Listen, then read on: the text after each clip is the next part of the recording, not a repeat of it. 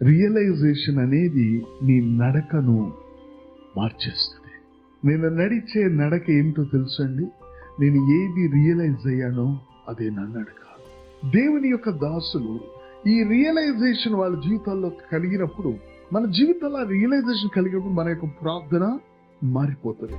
దేవుడు తన దాసుడిని నీ ముగింపులో నాకు నిజమైన సంతృప్తి లేదు, నేను అనుకున్నది నేను చేయలేకపోయానని నువ్వు చెబితే అది దేవునికి బాధ కలిగిస్తుంది.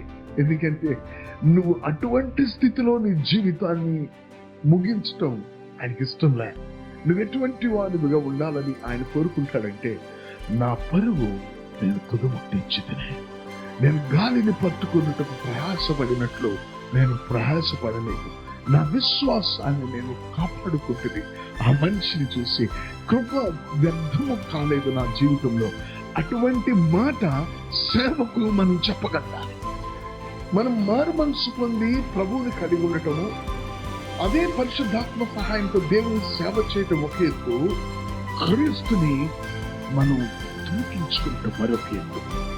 కుమారుడు నువ్వు దొరకగానే నీ జీవితంలో నువ్వు నడిచే నడక మారిపోతుంది.